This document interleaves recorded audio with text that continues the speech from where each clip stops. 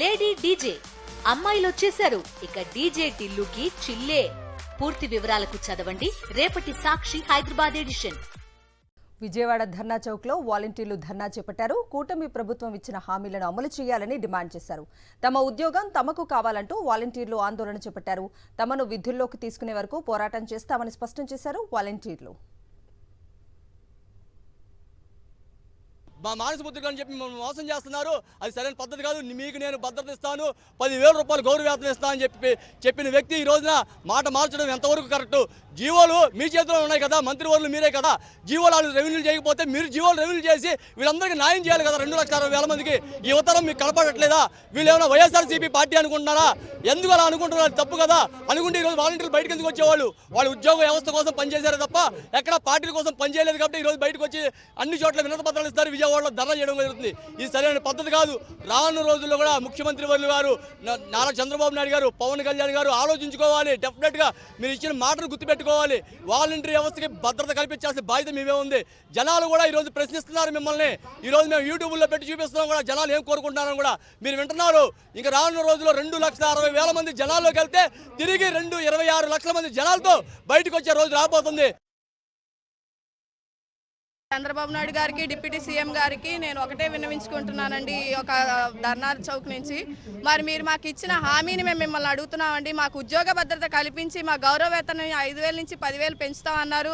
మహిళకు ఉద్యోగ భద్రత ఇస్తారా? మేము మహిళలకు కాదు, మా 2,60,000 మంది వాలంటీర్లకి మీరు ఉద్యోగ భద్రత ఇస్తా అన్నారు. కాబట్టి మేము ఈరోజు నిజంగా మీరు అంటున్నారు మీకు ఇచ్చిన మాటను నిలబెట్టుకుంటామని ఉగాది రోజు మీరు మాకు హామీ ఇచ్చారండి. మరి మీరు ఇచ్చిన హామీని మరి నెరవేరుస్తారని మేము ఇంతకాలం 6 నెలల నుంచి వెయిట్ చేశాము. కానీ 6 నెలల తర్వాత మీరు సడన్గా అటెండెన్స్ యాప్లో కూడా మా పేర్లు తీసివేయటం మాకు చాలా బాధాకరంగా ఉందండి. మరి మీరు ఏమైనా కానీ ఇచ్చిన మాటని మహిళలకు మీరు రక్షణ కల్పిస్తున్నారు. ఏదండి మీరు రక్షణ ఇస్తే మేము ఈరోజు ఇంత రోడ్డు మీద ఉండాల్సిన పరిస్థితి మాకు ఉండేది కాదు. మాకు ఉన్నాయి కదండి ప్రాబ్లమ్స్ అనేవి. కానీ మీరు ఇస్తా అన్న దానికోసం మేము వెయిట్ చేశాము. మీరు ఇలా చేయటం అయితే కరెక్ట్ కాదండి. మీరు మాకు ఉద్యోగ భద్రత కల్పించండి. మరి ఆయన ఎవరో పుట్టని పిల్లోడికి పేరు ఎలా పెట్టాలని డోలా వీరాంజనేయ స్వామి మినిస్టర్ గారు అంటున్నారు. మరి పిల్లోడు పుట్టలేదు కరెక్టే. మరి ఈరోజు మేము ఉన్నాం కదా, మీరు జీవో ఇవ్వండి. మాకు మీరు జీవో ఇవ్వగలరు, మీ చేతిలో ఉంది కదా గవర్నమెంట్. మీరు జీవో ఇచ్చి మమ్మల్ని అందరినీ మళ్ళీ తిరిగి కొనసాగించాలని ఈ యొక్క ధర్నా ద్వారా మిమ్మల్ని వేడుకుంటున్నామండి. పవన్ కళ్యాణ్ గారికి, చంద్రబాబు నాయుడు గారికి ఒక విజ్ఞప్తి చేస్తున్నానండి. దయచేసి ఇన్ని రోజుల నుంచి మేము చేస్తున్నాం, మేము చేసే ఇది మీకు కనిపించట్లేదా సార్?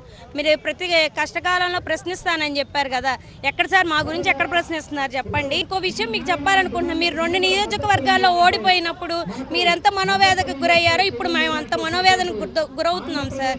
కరోనా టైంలో కానీ ఫ్లడ్స్ డ్యూటీలో కానీ మేము ఎంత కృషి చేసామో మీకు తెలియదు సార్. ఒకసారి వీడియోస్ తెప్పించుకొని మీకు అది పెద్ద కష్టమేం కాదు వీడియోస్ తెప్పించుకోవడానికి. కానీ మేము ఎలా చేసామో ఆ పనులు చూడటానికి పెద్ద విషయమేం కాదు. దయచేసి మీరు అందరూ మా గురించి ఆలోచించాలని కోరుకుంటున్నాం సార్. అలాగే సనాతన ధర్మం గురించి కూడా చెప్పారు మీరు మొన్న. మరి ఉగాది పండుగ మన ఆంధ్రప్రదేశ్లో యొక్క ముఖ్యమైన పండుగ కదా సార్. మరి ఆ రోజు ఇచ్చిన వాగ్దానాన్ని మీరు ఎందుకు ప్రశ్నించట్లేదు సార్?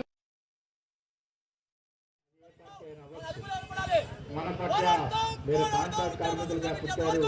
రక్షణ కోసం, మన సమస్యల పరిష్కారం కోసం కూడా ఈరోజు మీరంతా కూడా ఉద్యమిస్తున్నటువంటి పరిస్థితి ప్రభుత్వానికి ఓపిక తీరిక లేని పరిస్థితి కనబడతా ఉంది. తర్వాత